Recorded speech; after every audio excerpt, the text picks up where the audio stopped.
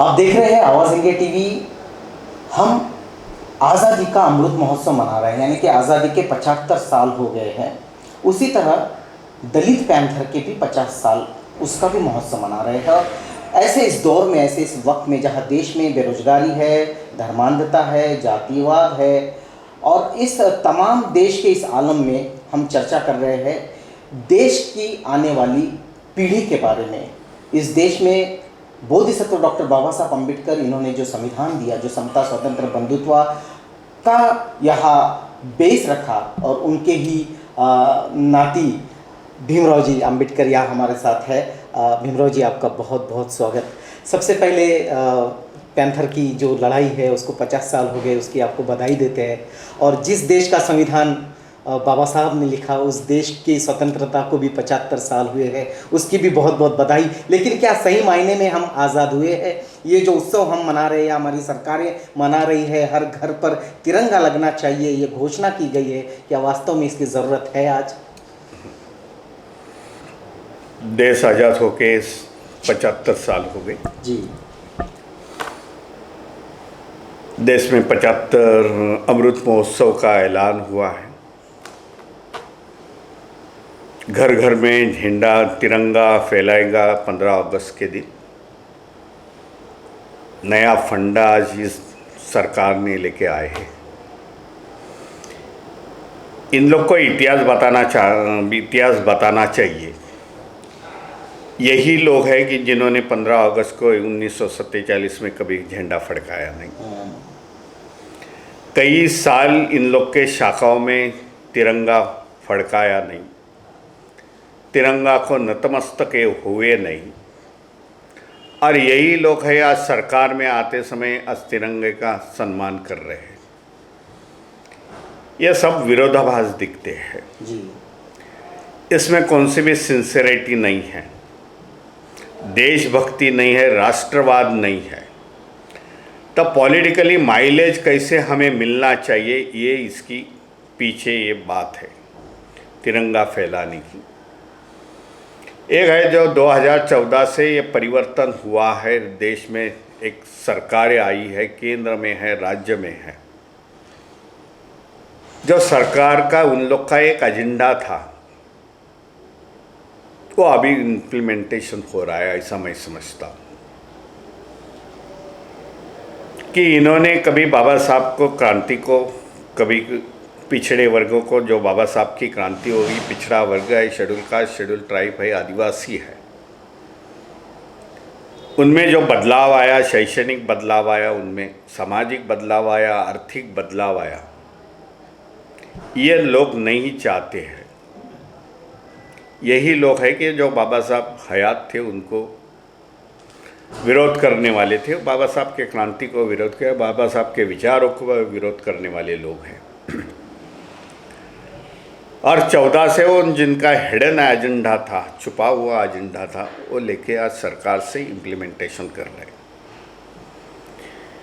इसके लिए जो निजीकरण का मामला है, जो देश में 2014 से शुरुआत हो गई, मैं समझता हूँ आने वाले 24 के जनरल इलेक्शन में पार्लियामेंट का जो होने जा रहा है, तभी तक निजीकरण के सभी सरकारी दफ्तर, सभी सरकारी कंपनियां इन लोग बेच डालेंगे। रिजर्वेशन का कोई भी जो रिजर्वेशन की डिमांड हो रही है समाज से,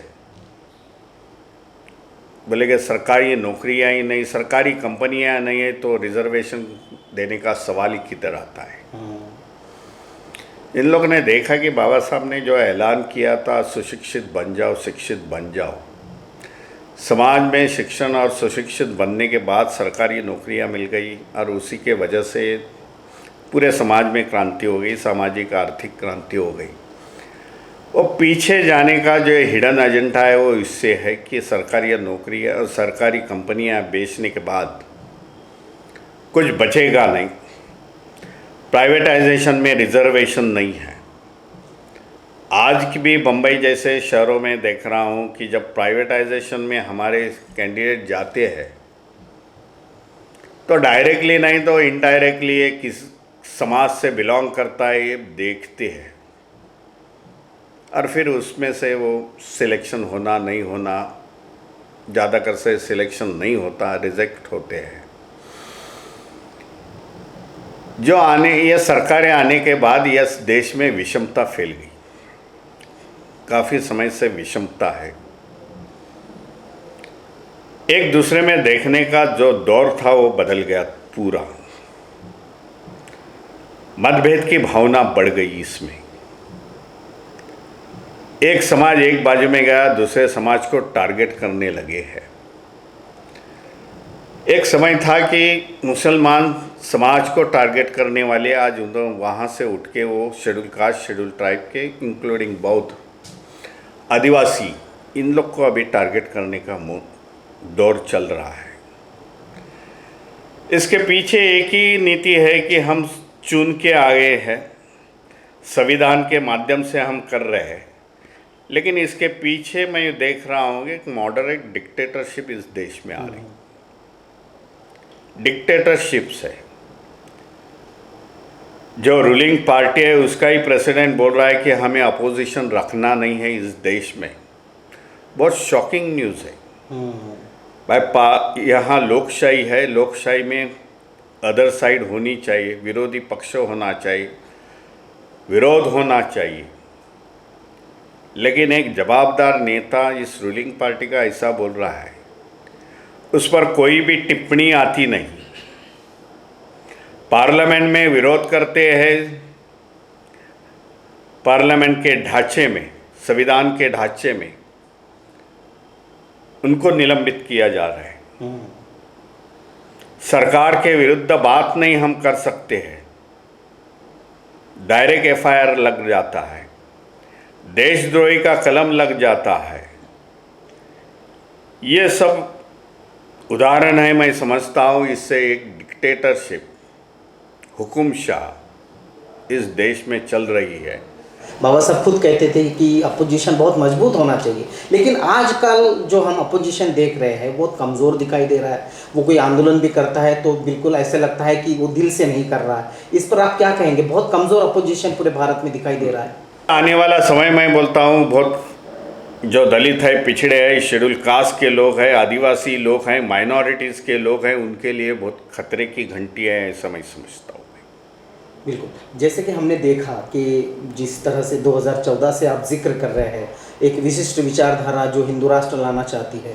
बाबा साहब लिखते हैं कि हिंदू राष्ट्र का अगर निर्माण होता है तो इस देश के स्वतंत्र, समता, बंधुत्व को बहुत बड़ा खतरा होगा, और ये हिंदू राष्ट्र की बात कर रहे हैं। इस पर आप क्या कहेंगे?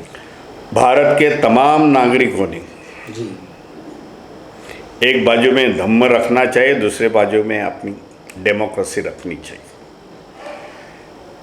जब हिंदू राष्ट्र और हिंदुत्व इसमें आता है, राजनीति में आता है, देश के लिए भलाई नहीं है, मैं समझता हूँ। हिंदू राष्ट्र से जो हिंदू आज संस्कृति चल रही, हिंदू आज मेजॉरिटी में है, हम लोग कुछ हासिल किए नहीं भाई, कुछ हासिल इस देश में हुआ नहीं, तो हम पीछे जा रहे हैं। इससे समाज में जो एक दूसरे को देखने की भावना है,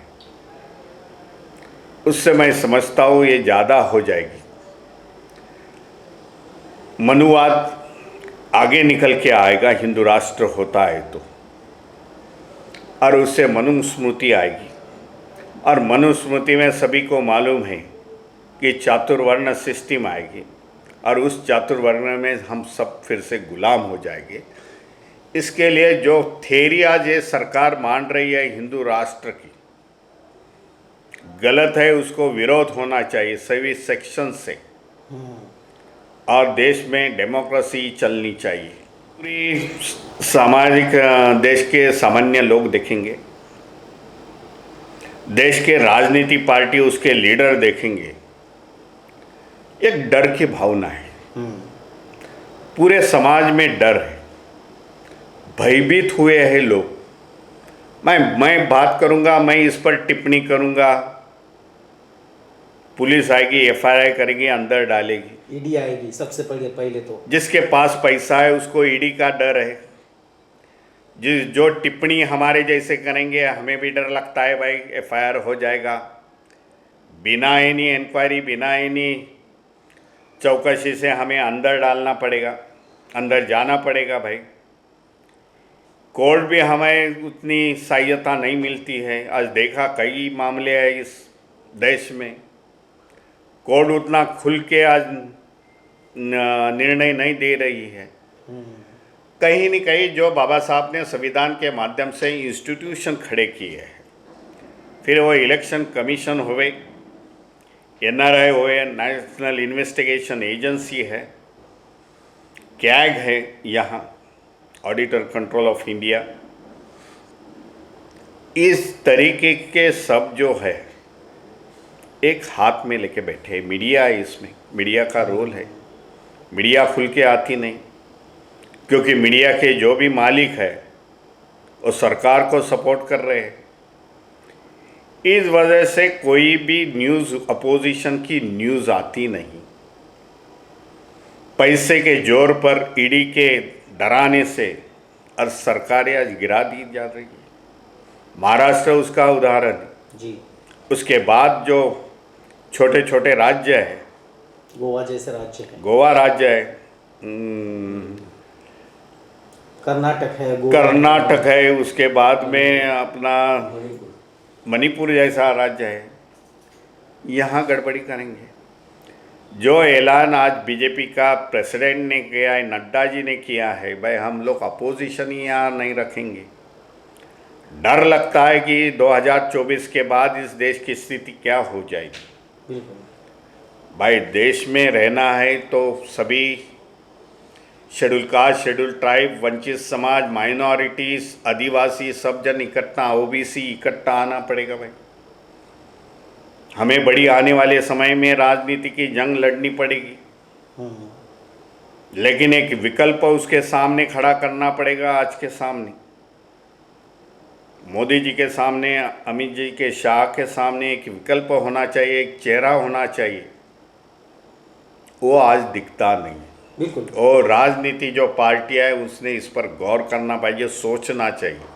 बिल्कुल सर, जैसे हमने देखा कि बीजेपी पहले समर्थन करती है राष्ट्रपति के लिए कलाम साहब का, जो कि मुस्लिम समुदाय से, अल्पसंख्यक समुदाय से आते हैं।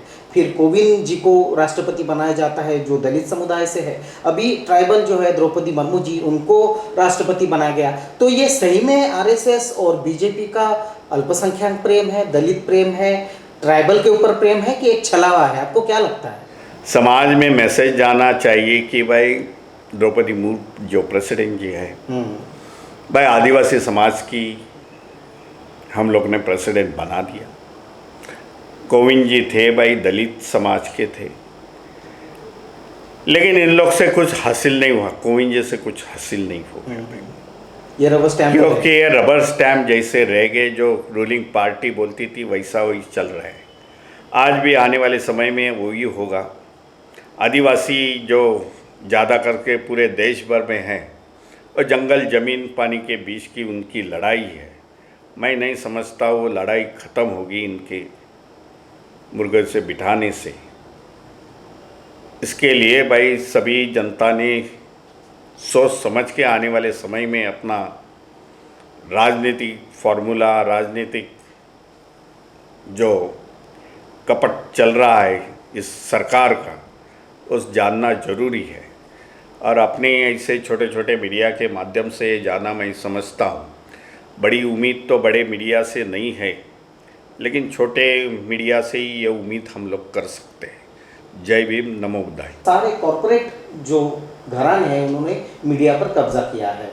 जिस तरह से भीमराव अम्बेडकर जी बात कर रहे थे कि एक अपोजिशन को एक अपना मार्ग देखना चाहिए, एक मोदी और शाह के सामने एक चेहरा खड़ा करना चाहिए। बहुत ही बात ये जो है वो सटीक बात है कि एक बड़ा चेहरा आना चाहिए, और कोशिश करेंगे कि वो अम्बेडकराइट समाज से आए, और उसकी तैयारी भी इस अम्बेडकर समाज ने कर लेनी चाहिए। भीमराव अम्बेडकर जी, आपने वक्त दिया, आपका बहुत बहुत धन्यवाद। आप देख रहे हैं आवाज़ इंडिया टीवी। जय हिंद।